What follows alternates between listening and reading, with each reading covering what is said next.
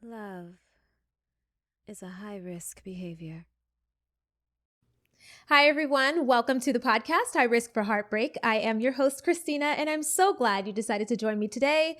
For those of you who are new here, I pray that you find value in at least one thing I say today. And to those of you who are my old and faithful returning crew, you know just how much I appreciate you.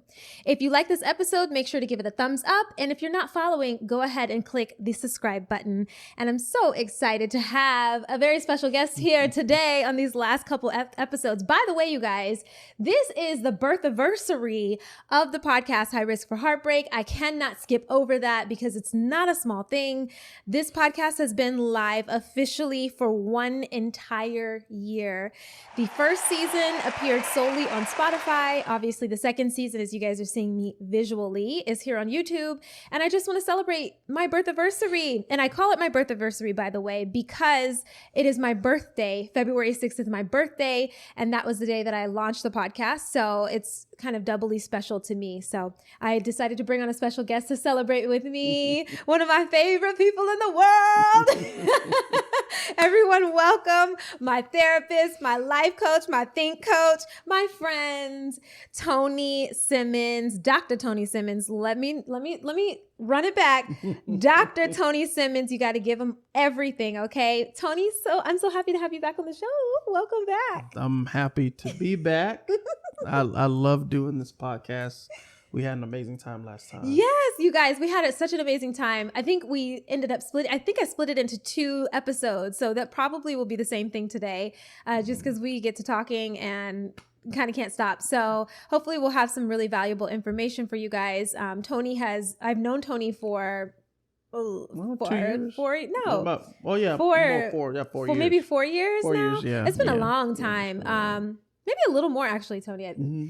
And so, Tony knows everything there is to know about me, of course. I think more depths of me than a lot of people do, and has helped me navigate a lot of my healing process, especially my heartbreak healing process.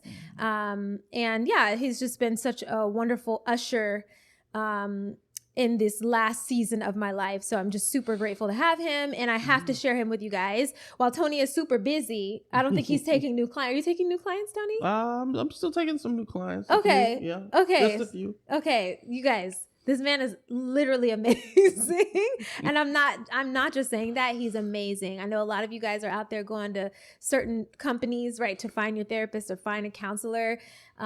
Listen, I can't advise you a better person than this guy right here. But let's go ahead and hear from Tony. Can you give us a little information about yourself?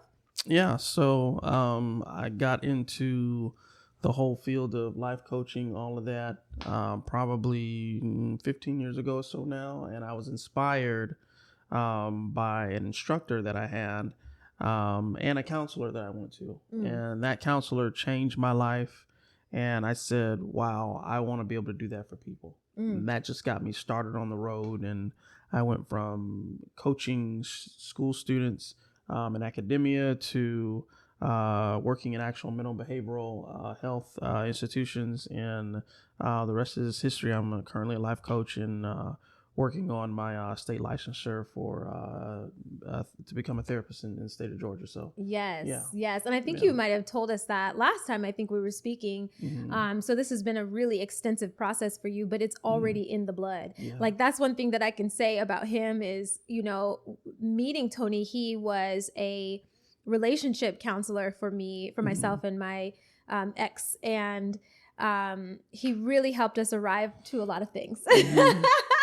And I don't think he realized, well, maybe he did realize, actually, I'm sure he knows this about himself, but I have had a few therapists throughout my life, since I think I was 14 is when I had my first, and he really genuinely cares, first of all, but second of all, he is helping people therapize even when they may not be going to him for that. So it's cool to be able to have all of that kind of wrapped into a bundle, but to be able to certify it, license it, is so awesome. So when will you be done with that? When does that come to an end? It's a pretty extensive process, but I would say within the next year or so, I should be finished there.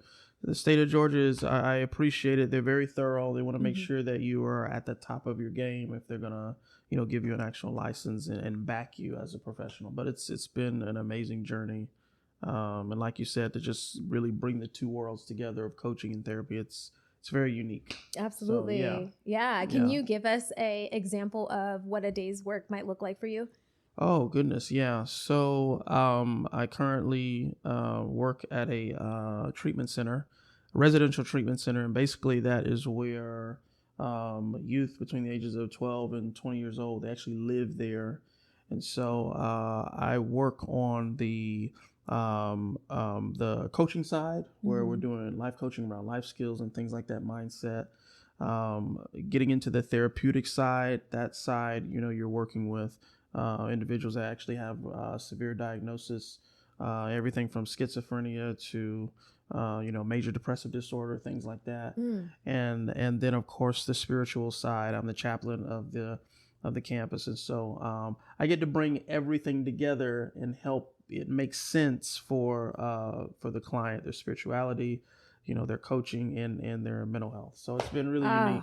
I love that. That is very unique, because often what we see out here, and this is not a knock to what we see, it just is the nature of this, is people just only appealing to the mental side of things, when I think you and I have had this discussion about, as a complete being, we are spirit, we are mind and body, or spirit, soul and body.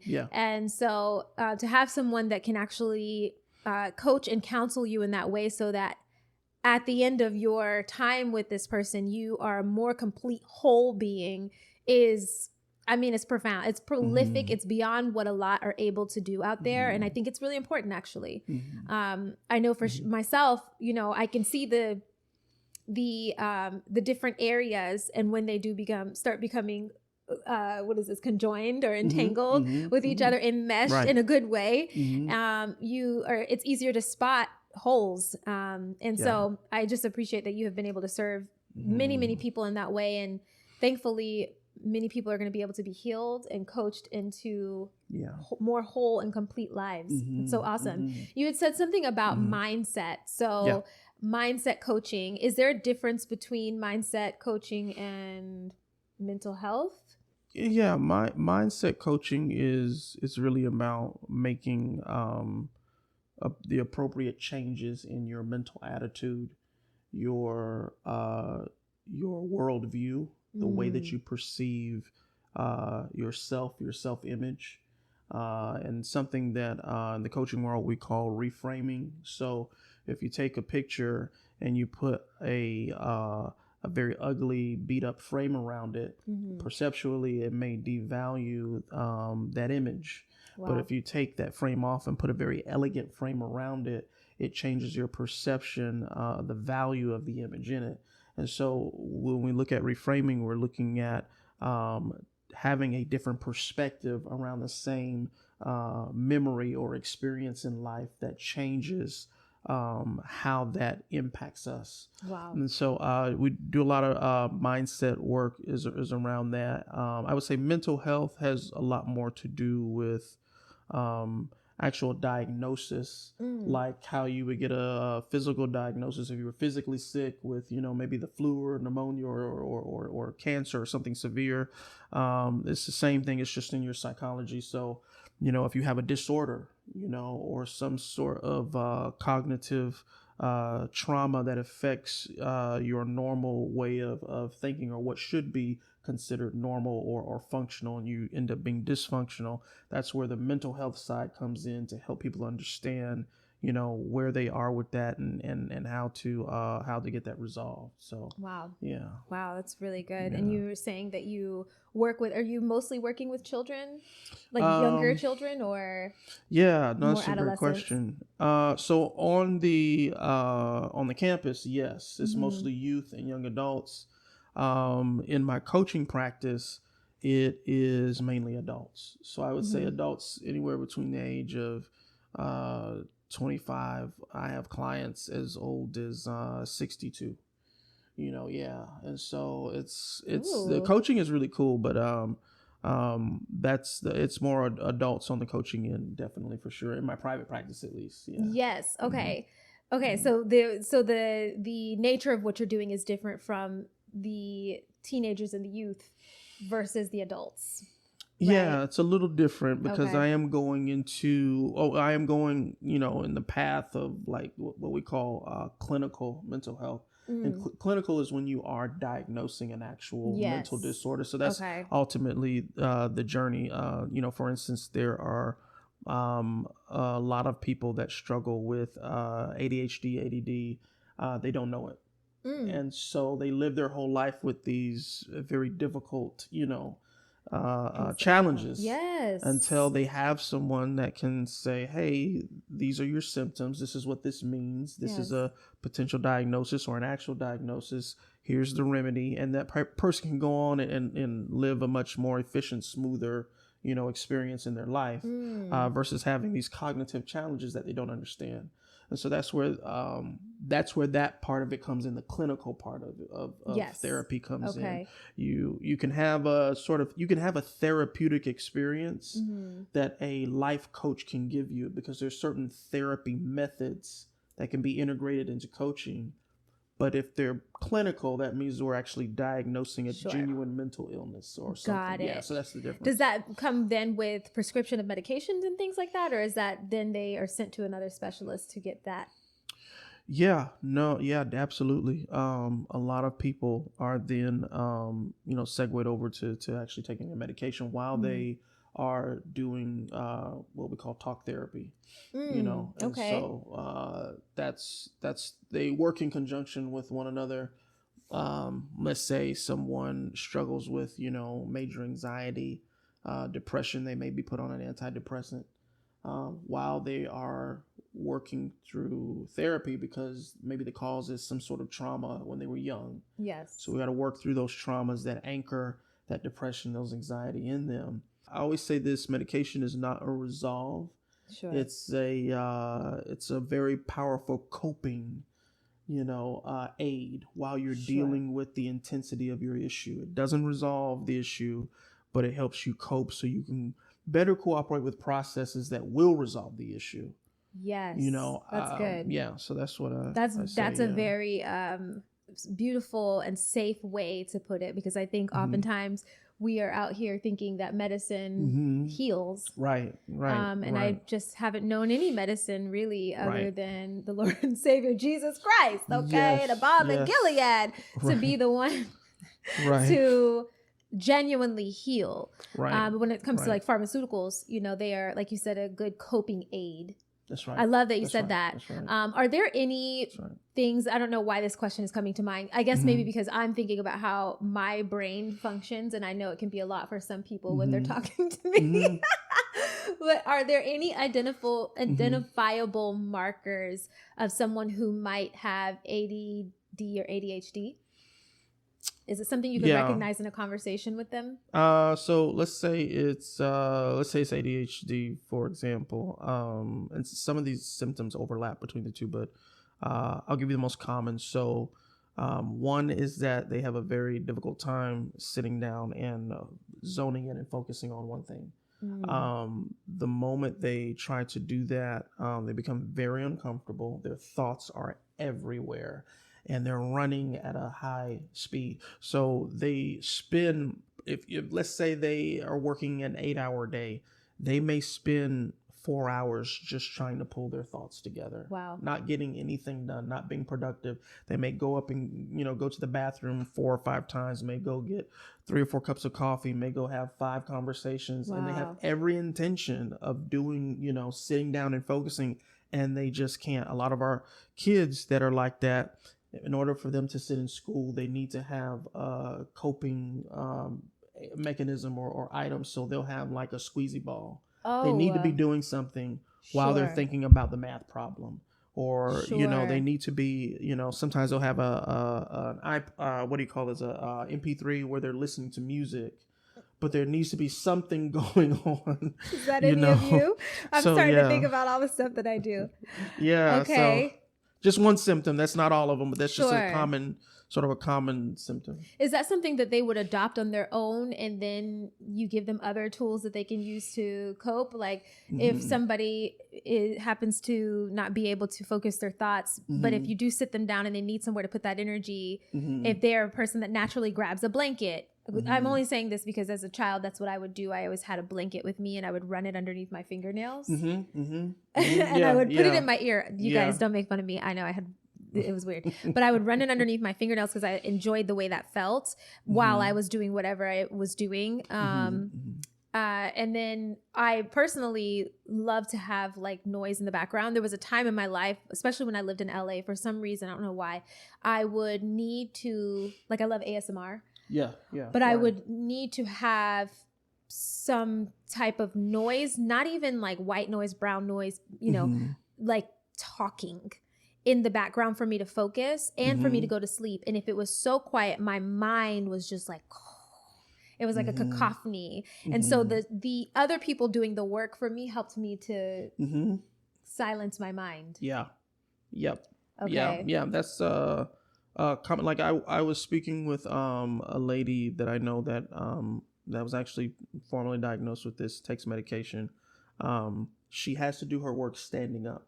Yes. Physically sitting down, having her body and her mind focused drives her just up the wall. Yes. So she needs to be able to stand up. She has a stand-up desk. Yes. She stands most of the day. She needs to be able to move back and forth so the desk is movable. She can move the desk. These are just little coping things. It has nothing to do with her ability to actually do the job. Yeah. But if I can move the desk, if it rolls, if I can, move around the room a little bit, it just helps with her concentration to be able to be productive. So it's little quirks. Everybody has their little things that helps them. But to your point, yes, these are things that everyone has their own, things they adopt to help them cope. Yeah. I don't think there's one or two or three single coping mechanisms that people use. A lot of that is wired to maybe your personality, just the way you are.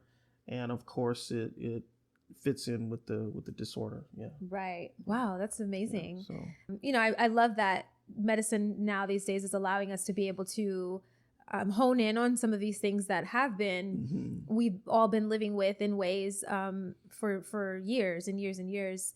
So it's a beautiful thing, but I know there's also a side of people that don't want to believe in it or don't want to believe that it's real, right? Because they feel like it's some kind of negative stamp Yep. on their life or on the lives of those that they love. So they'd rather not even explore getting help to make. I love what you said earlier about it. You're giving them strategies essentially to help them cope with something that I guess would be considered like a neurodivergence.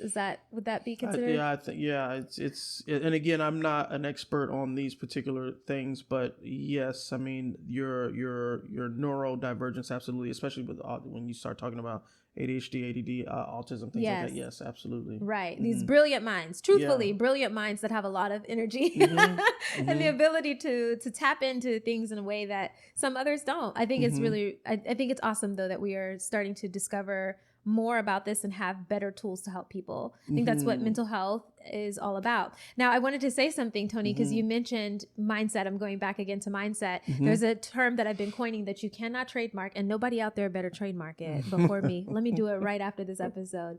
But I've been talking about, because I'm all about love. I'm all about the heart. That's what this podcast is all about, is putting ourselves in a position where we are high risk for heartbreak. That is not a position that is where we are putting others at risk, right, of being broken by us. And we are allowing ourselves to step into a space where what we believed love to be is not what it is. It's what God says it is. Yeah. And sometimes that puts you in a position where people are capable or able to break your heart.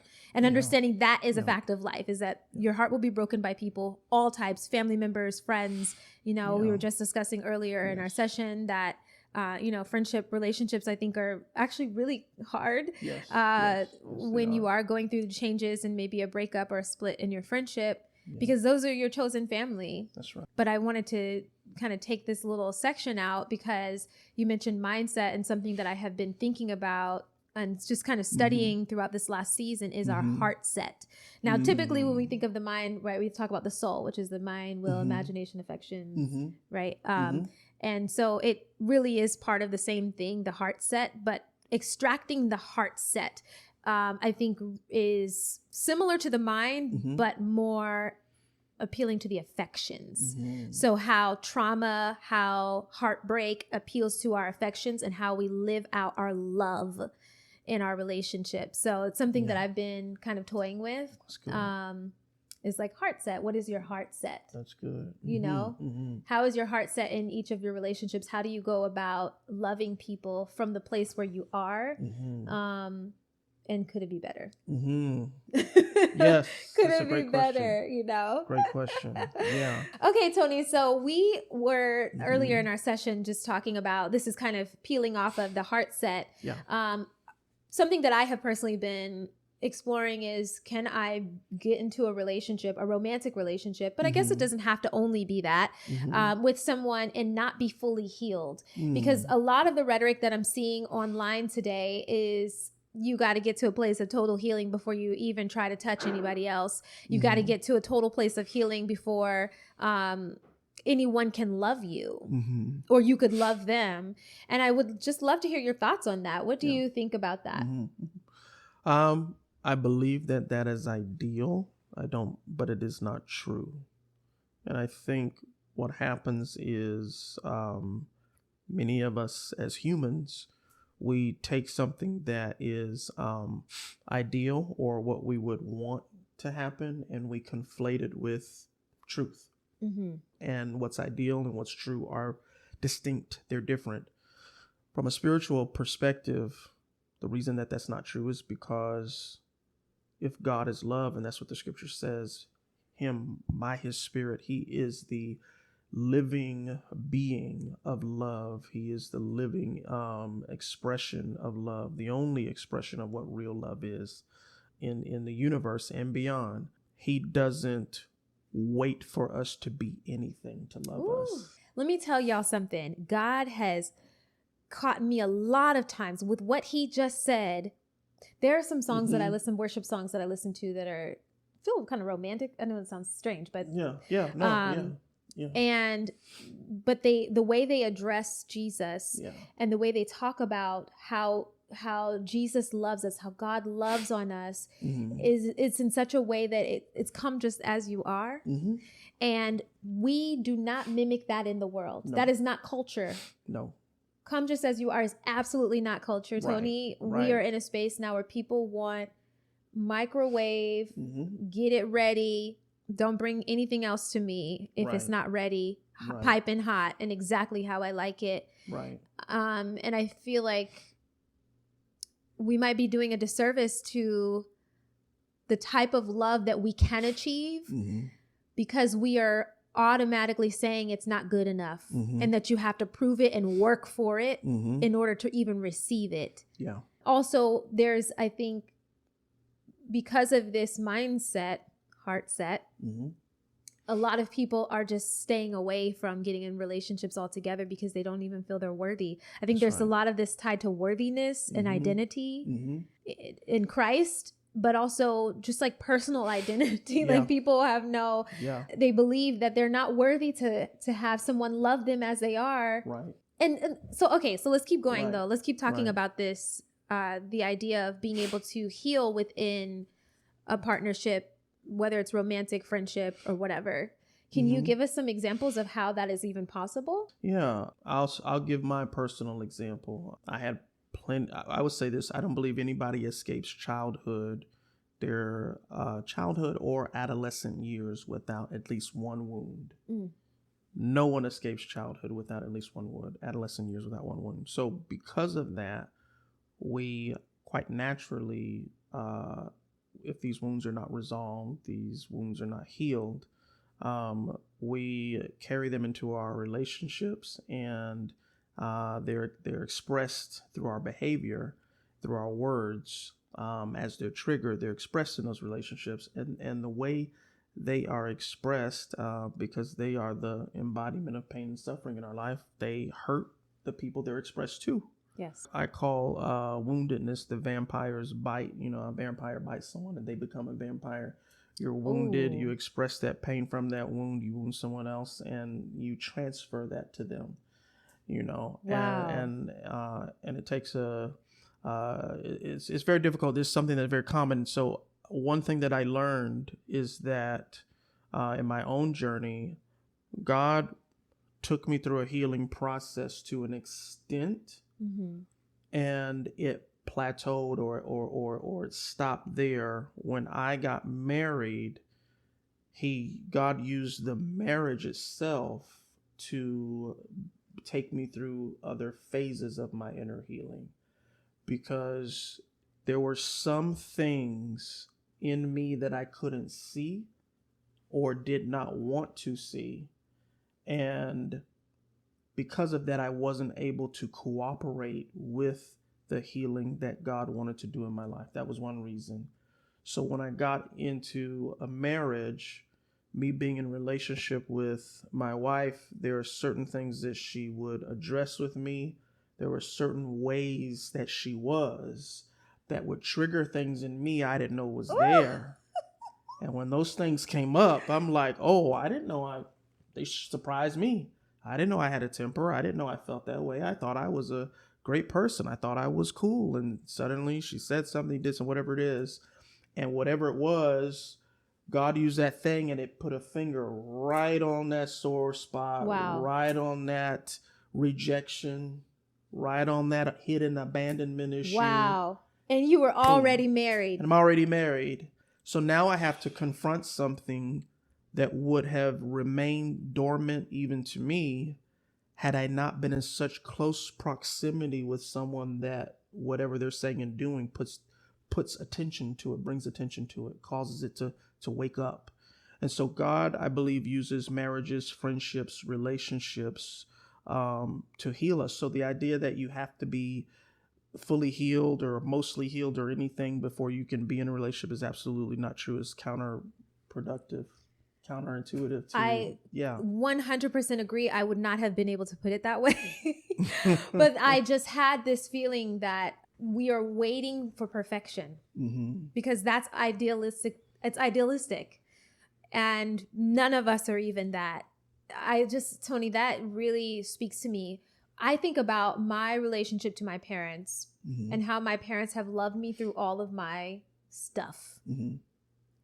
I did not come out of the womb perfect. In fact, I came out very imperfect out of the womb. They had to teach me, like I talked about in last episode, how to do the right thing. My parents never taught me how to do the wrong thing. Yeah. Right. So they have loved me through my leanings, my proclivities, my sin, my iniquity, my transgressing. And they still love me. And in fact, that's grown their love for me to be able to make it through those things. So we do see this. We do see this. But I don't think we acknowledge it. Right. I think maybe we think, oh, it's a given because that's your parent. But everybody doesn't have that actually in guardianship and parents. That's right. We see this though in friendships, and I don't think we acknowledge that's what we do in our long-term, especially friendships that do make it through the ups and the downs. I have a friend that I've been with, she's one of my best friends. We've been best friends since we were 15. It's a really long time. I'm an old lady now. But anyway, we have seen each other through so much change and up and down, and we still accept and receive each other in love.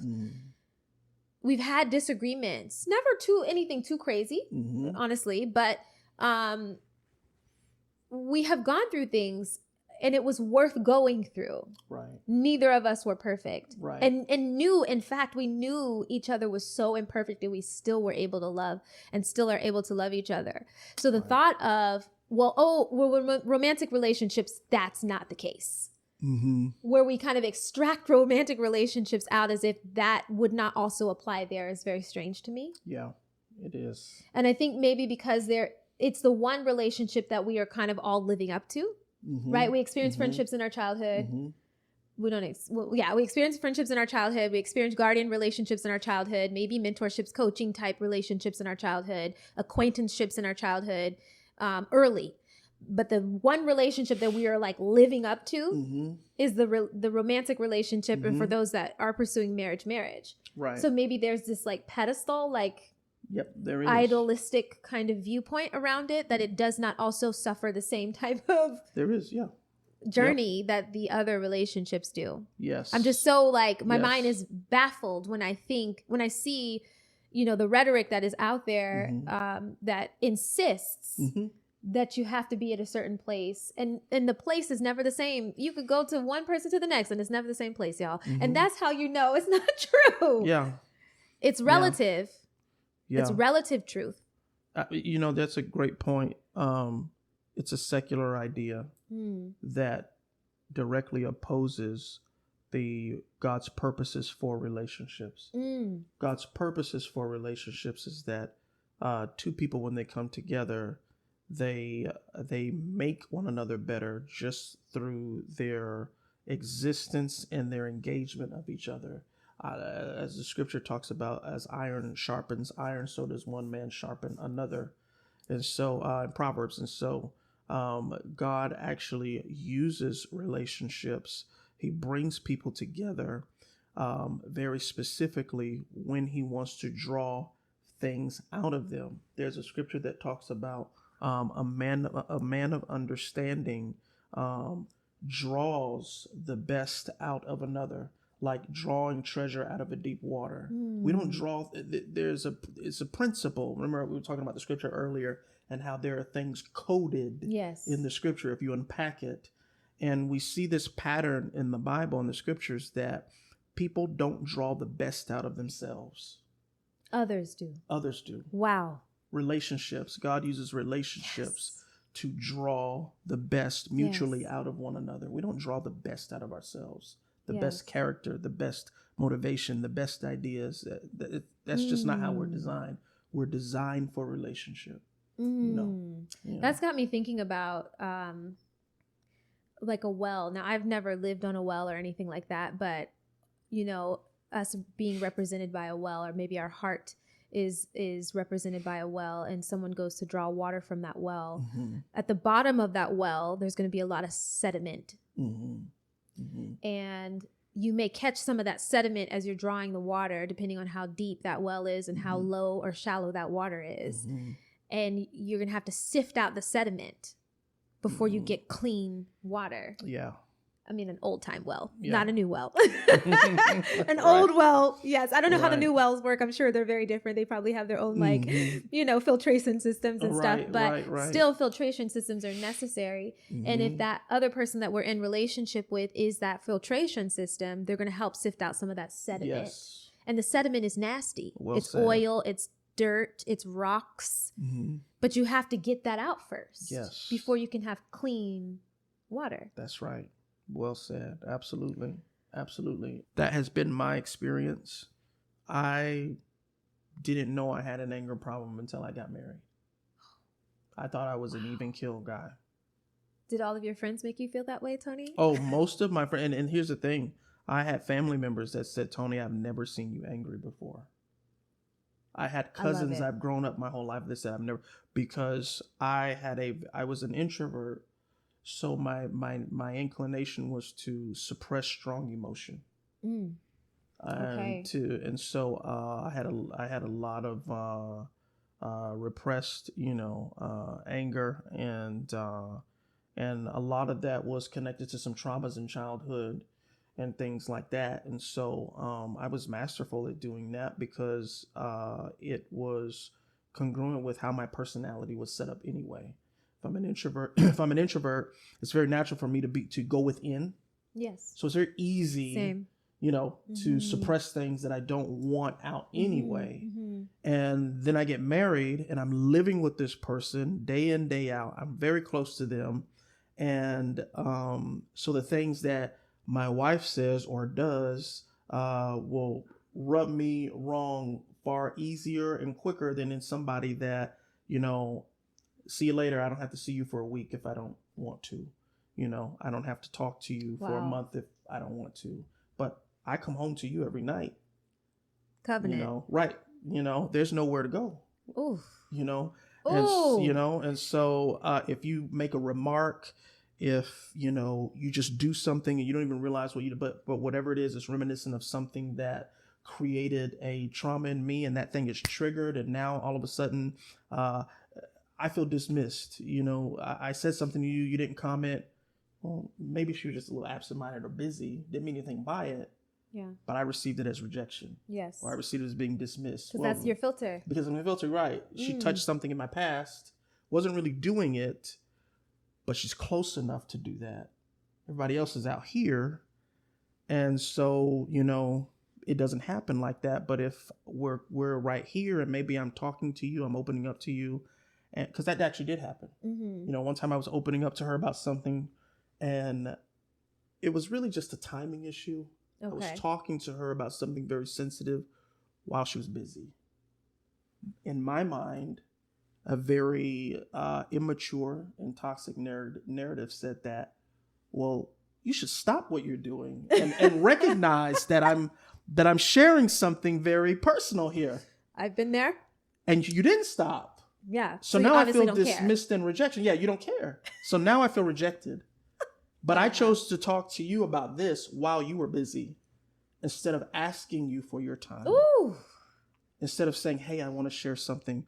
No, I wanted you to take the responsibility of guessing and getting it right and doing all the things that I should be doing. I should just communicate very openly, very honestly. But I wanted to make you responsible for doing all the things that I was not. And then I'm blaming you for the impact of how that feels when you don't. Right. You know, and so, you know, but that touched stuff back here when I really was rejected. Yeah. When I truly was dismissed. Right. She wasn't doing that. But, and so then I act out. I don't want to talk to you for a day. Uh-oh. You know, all stuff like that. Real immature stuff. Yes. That is rooted in pain, rooted in trauma. Trauma stagnates your growth, your maturity. So, you know, you go back to wherever you were. You're acting 17 again, and maybe you're 25. You know? Yeah. And that happens. And we think it's just the worst thing in the world. And that's all a part of God's plan. He's saying, I'm drawing this up to the surface. Yes. And I'm gonna use this vessel who is your wife. Yes. And I asked you to love her a certain way. So you're in covenant. I've called you to love her a certain way and her to love you. And now I'm going to have her help draw these things out of you. That's right. And she was the vessel to be able to do it. She was the bucket. She is the filtration system. I love that. Yes. What I really love about that too, as you were speaking, I was thinking about how you guys were covered in covenant. So you were married when this is happening. There are a lot of people that this happens and there's no real commitment. Like you were talking about, you can just up and leave because I don't really, other than a verbal commitment and an understanding that we are in a relationship, I don't live with you, or maybe I do, and I still can get out of there. That's right. I am not, committed on paper through marriage, through the state. So I can get out of here. We are not entangled or enmeshed in our finances, so I can get out of here. That's right. And I think a lot of people are pursuing, and I don't mean to keep saying a lot of people, but I we're talking about relationships, having that out gives us a false sense of options, first of all, or maybe the false sense of options give us the out. That's right. Right. That's and right. so then we aren't able to sift and pull out of us the things that would make us better lovers and better relators in the world.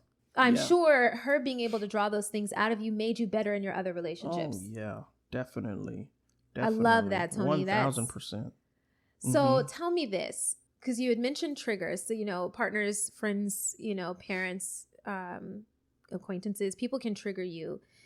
That is something that I have personally experienced a couple times in my last relationship, really not too much.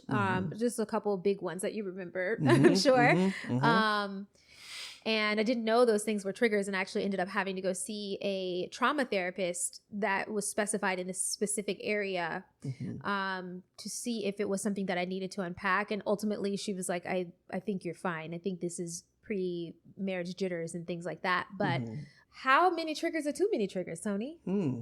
Like, because I also have met someone and related to someone on a romantic level, and we trigger the HE double hockey sticks out of each other. Right. Like, it's this, is this iron sharpening iron? Right. Or is this, we are in Fight Club? You know what I mean? Is this healthy? Right. Or is it toxic? So how many Right. triggers are too many, Tony? Yeah. When I became aware that this was God working some things out of me, because I realized that, okay, I'm in a marriage. I'm supposed to be in love. And things keep showing up in me that I don't like. Now, what in the world's going on? And then I came to the realization that a good way to handle this was to stop making anything her fault and asking myself the question when something comes up in me that doesn't feel good based on what I think she did, said, whatever. I need to pause and say, why do I feel like that? Yes. Why did that come up? Where did that come from? Those were 3 powerful questions, because when I started asking those questions, God started opening my mind up to understand where those things came from, why you feel that way. I'll give an example how this works. Let's say that when you, in your upbringing, you had parents or loved ones that were too busy and didn't really give you attention. Let's say that, even worse, maybe there were times that when you did speak out about something, good, bad, or ugly, doesn't matter what it is. Hey, Dad, look what I built. Hey, Mom, someone did something to me that wasn't good. You were ignored. Or it was dumbed down, or they gave you 1 second of attention and said, go sit down, I'm busy. Or just 1 second, and it was they never came back after that 1 second. Oh. So you internalize this message that I'm not heard. And this feeling of rejection. Yeah. Okay. Of being pushed aside. And what happens is that stuff doesn't go away just because time and circumstances change. They get internalized within your soul. And so when we get into these relationships, marriage, etc., and something happens that makes us unconsciously reference those events, the pain and the anger or resentment that has, developed over time as a response to whatever rejection, abandonment we feel, it springs up in a moment. Now I'm getting loud. Yeah. Now I am isolating myself. Now I'm not talking to you. Now I'm being manipulative. Now I'm doing all the things that I think I need to do, 1, to make you feel what I feel, because no one else could relate to my feelings. So I'm going to make you feel what I feel. Ooh, and I'm going to make you pay for what they did. I'm going to make you pay for what they did. Wow. Because they didn't, no one else resonated with how I felt back then when I was hurting. I felt rejected. I felt left alone. So I'm going to make you feel what I feel, because I can't articulate it. I never was given the chance to learn, to exercise communication around these feelings. So I'm going to use actions to punish you, to share my feelings with you. And then I'm using these as well to manipulate you to be heard. So manipulating you with my time, with my availability, with my resources, all of the things all the games we play, simply because we just want to be heard. We just want to be, but we go about it. We learn these toxic traits. I dare say sometimes even wicked traits. Yeah. I'll give you an example. I was just dealing with a young lady yesterday about this. She had asked on the campus, she had asked the staff a question. One of her one of the adults that are the leaders on the dorm that supervises the girls' dorm. She had asked her a question. The lady said, "Hold on real quick. I'm doing something. I'll get to you in a minute." She just exploded. Oh boy. Dropping F-bombs, making threats, just exploded. So sucking her teeth, she got down and did her arms like, look, she was 5 years old. I said, sweetheart, come here, step outside with me. We sat down. Yeah. And I unpacked her past a little bit. And I said, let me tell you, she said, give her one moment. But you had such a high intensity response. Do you think that her feedback to you warranted that level of response? When she sat and thought about it, she said, no, it didn't. I said, well, let's talk about why it was that intense. Trying to train her to ask herself questions. Why was it that intense? Mm-hmm. Why am I not talking to my wife or my husband for 2 days? Why? Why am I acting like, I'm not available to them? So now I'm trying to manipulate you with my availability and my time. I'm not answering the phone. You called me 5 times. We're married, or even if we're dating. Normally I answer the phone or I respond to a text. Every time you call or text, I intentionally look at it and I don't respond the whole day because that's me getting you back. Why am I doing that? Why does it have to be that intense? Yes. It's not about that situation. It's about something back here. And that person, unbeknownst to them, God might be using them. Maybe they were absent-minded for a reason. Yeah. Maybe they didn't hear you for a reason. But it wasn't in their heart to do evil to you. Yeah. But maybe that's an opportunity for something to come up for you to look at and say, okay, that's ugly. Why am I okay with doing that? No.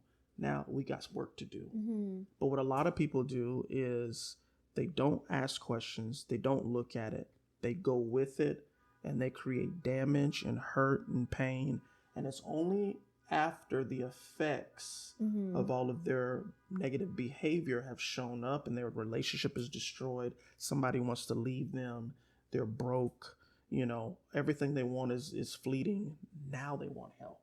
Yes, you have to lose right? everything. You have to lose rock everything. bottom. And you didn't have to do that. Sure. Why do we wait for rock bottom? Why do we have to wait for rock bottom? Right. Yeah. Exactly. This is, it reminds me of what I was telling you earlier. So I have a toddler. He's a toddler now that I nanny. And, it's been such a joy to have him. But also I just love being able to dissect the different stages that he is going through psychologically. I know that sounds so strange, but I'm very interested in psychology. So knowing where he is at right now and watching these changes from 1 week to the next and from 1 month to the next is astounding, right? And not me shifting blame on him for being a bad child or whatever. Some of the terms that people would use to describe children that are that young, that are literally having chemical changes and neuro pathways, new neural pathways and stuff like that formed. They've never been here before. So we're here to kind of help cultivate that experience for them. But it was so interesting because his mom and I get to speaking. So we talk, and then he'll be like, Mommy, go upstairs. Or I'll come in the morning and he'll be like, he calls me my Tina, go away. I'm not ready for you yet. Right. Oh, goodness. Or, and it's so interesting, the language that he's learning, and you can't take offense to it because it's like, it's kind of funny actually. And I try not to laugh because I don't want to reinforce that behavior, but it is kind of funny. But that was kind of a deviation. But the other day I had him and I had to wake him up from his nap because he had to go get a haircut. And I already knew it was going to be a thing. Anybody getting woken up from their nap, it's going to be a thing, okay? Right, we have just learned how to better handle that when someone does, right? But he was tired. He was really tired. And so he, of course, was agitated about that. And he didn't want to do some of the things that I was asking him to do so he could get prepped to go for his haircut. And he just burst. He just burst. He's screaming, crying, throwing himself. And I was like, let's talk about it. What are you feeling? And he doesn't actually have the language to articulate his feelings yet. And I think this is really important to start instilling this at an early age so that when these trigger moments come up and you are asking yourself these questions, like you were saying, you can actually articulate it. That's right. Because some of us just feel like this ball of energy and we don't know what it is. So we say anger. Right. But it may be fear. Thank you. Yes. We have this ball of energy and we may say excitement and it may be nervousness. Right. or feeling inept or whatever, Right. And so I said his name, and I said, are you feeling frustrated? He said, I'm feeling frustrated. I said, are you feeling tired? He said, I'm feeling tired. And so, and I said, okay, so tell me, how are you feeling? I feel frustrated. I feel tired. And I was like, that's it. Because when he gets older and the same moment comes up, maybe it's not someone waking up from a nap. Maybe it's some other type of agitation that feels similar, like you were talking about these triggers, right? It's not the same thing, but it's similar. He will be like, what am I feeling right now? I feel frustrated. Why do I feel frustrated? And then can go on and ask those questions. I love that you had that time with that girl, though. Yes. Because, Tony, she's going to be a better person because of that. Yes. Because someone took the time to help her identify herself and someone else in a scenario. Yes. That her brain made up to be something that it wasn't. Yes.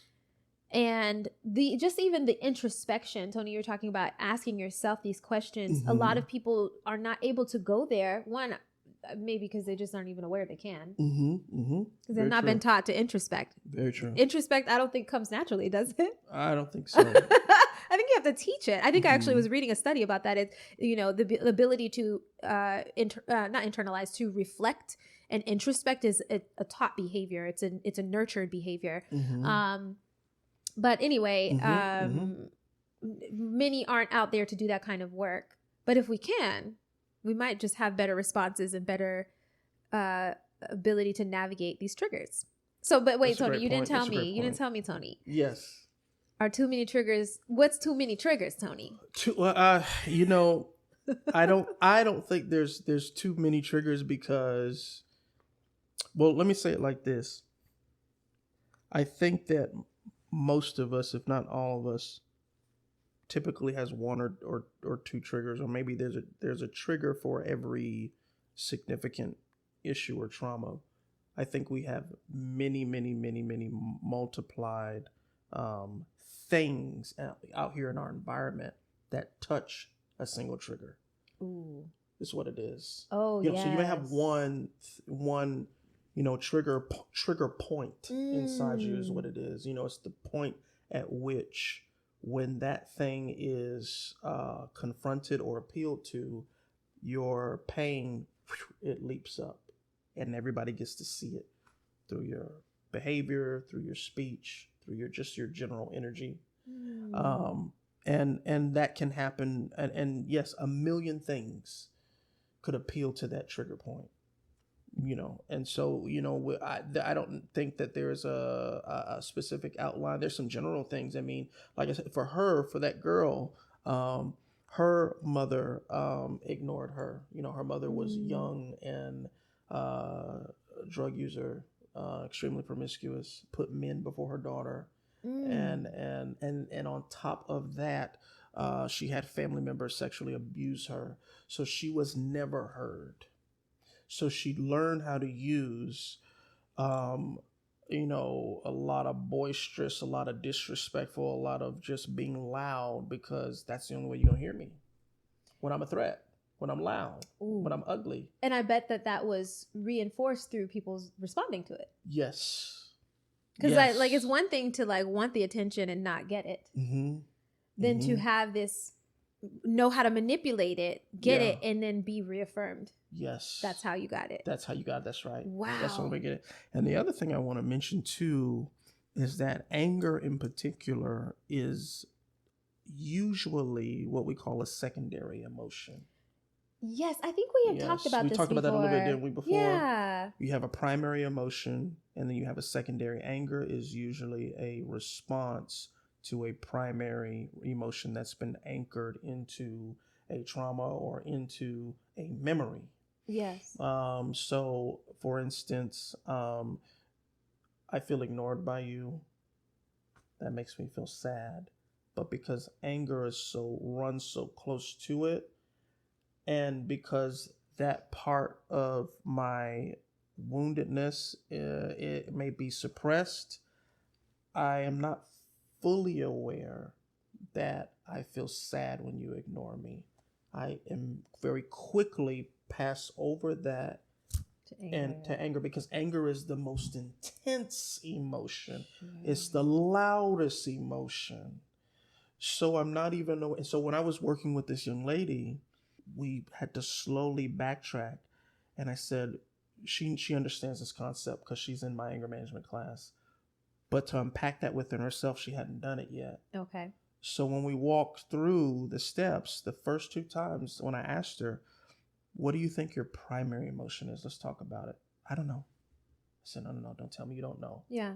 You know, you're just not fully aware, but you know. Ooh. You know in here. You're not awake to it, but you know. Oh. We're going to wake you up. We're going to make you aware of it. Don't tell me you don't know. That's so affirming, Tony. Yeah. It's a big rule of mine when I'm working with anybody. Don't ever tell me you don't know. You know. It's in here. You know in your heart. We got to wake you up to it. You know. Yeah. You know. You just need to be woken up to it. Yeah. You know. Wow. Yeah. And that was the issue. It was, I've never been heard. So when she did that, said, hold on. She interpreted it as, you don't have time for me. You don't like me. I'm never going to be heard. I'm never going to get what I want. That fast, all this stuff, just give me just one moment. Staff didn't mean that. But that quickly, it touched that part of her where mom put her hand up. Yeah. You know. You are my mother. You know, it always goes back to childhood. That's what Tony said. He said, you know, we don't escape childhood, adolescence without at least one wound. I can think back to one. And I feel like this manifested itself differently. Where I think I might have talked about this in the first season, where I'd made this paper mache Dalmatian. I don't remember how old I was. Maybe lower double digits, maybe single digits actually. Anyway, I made this paper mache Dalmatian. If you guys don't know what paper mache is, look it up. It used to be a thing, like a real big thing back in the 90s. Yeah. And so I made this Dalmatian and I painted it. It was amazing, y'all. I used like paper towel rolls to make the legs. It was it was off the chain. Okay, so I showed my mom. I'm like, Mommy, look, I made this paper mache Dalmatian. My mom's like, oh, Tina, that's amazing. Oh, yeah, mustard. My mom called me mustard. Oh, that's amazing. I don't know why she called me that. Anyway, I have to ask her. And then I went to my dad and he was watching football. I think it was like a Sunday afternoon. And he was watching football. And I was like, Daddy, look. And he did not look. Tony, he did not look. And I just remember being like, Daddy, look. And he did not look. Maybe that's why I don't watch TV now. Tony! Maybe that's why I don't watch TV, y'all. Oh, but boy. I will say the way that this has manifested for me is when I am talking to people, one, I like looking them in the eye. And some people are uncomfortable with that. But two, when people are on their phone when they talk to me or like distracted, I will stop. And I will wait. And they're like, keep going. And I'm like, I'm just waiting for your attention. That's manipulative. I know it is. but the truth is, I think the way it manifested for me though is I just fade to black. Oh, you won't give me? I fade to black. I'm not going to scream and yell for your attention. Bye. Gotcha. Right. Yeah. Yeah. No, I didn't say bye to my dad. I love my dad. Right. But right. I think in some ways that's kind of how it's manifested in my later years. I'm glad that you brought that up because in that instance and I'm going to say all of us, because I can see that in myself. I think most people have done what you're talking about. And it's one of those things where the action itself is not wrong or toxic or any sort of negative connotation to it, right?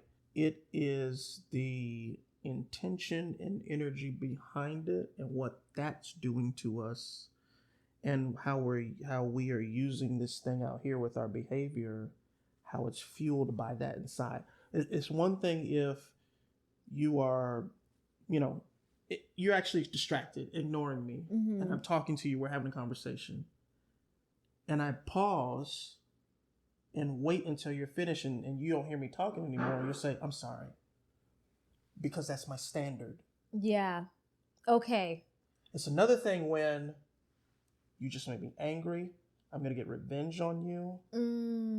My energy is going to be put out in a way through the same action that hits different, lands different. Ooh, okay. Because of where it's coming from. That's a really good distinction. It's a nuance because it's internal, even though the external behavior is the same. And a Yes. lot of people live from a toxic place, but they've learned to mimic behaviors of other people that don't. So that's how they mask it. Mm-hmm. You know, oh, well, I did the same thing you did. Well, no, you did it from a different place. So your whole vibe, it landed differently, whether you think it did or not. Right. Because we all know somebody can do something very small, but the energy behind it lands. It hits That's right. a certain way that if somebody else did it, not hit the same way because they don't have the same intention behind it. Okay, guys. So my computer is about to die and my SD card is probably almost full. So we're going to seal with this last question off of what Tony was just talking about. So he was talking about intention, like people's intent behind the things that they do, things that they say. Can the receiver of some things, like the receiver, say I'm trying to communicate something to you and I intend one thing, can you sense what I'm intending? Yes. So if I have an argument with someone and I say, well, I didn't intend it that way. And they're like, well, they obviously are offended. Do you think that they're telling the truth, or did they really not sense my intention?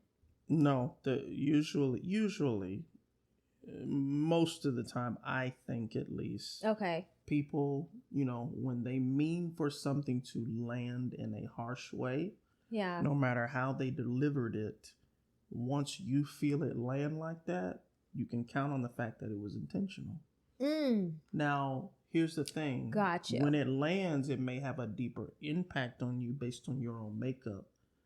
It may be true that they didn't mean for it to impact you as harshly as it did. But let's make no mistake, I intended for it to land rough. Okay. I didn't intend for it to land smooth and make you feel good. Hold on, wait. But this is what I got to say, because I have to say this. I had a situation where there was a person that I was relating to, and there were many things that I would say to them, and it always felt like it was misconstrued, like always. And then I would take it back to my friends and I'd be like, I said this thing.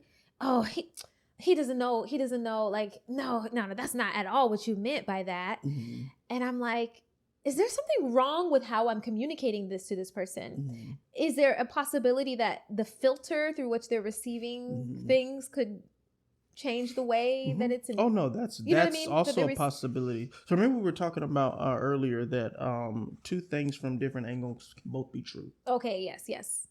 So in the context or the angle that we were just discussing the other thing from, that's 1000% true.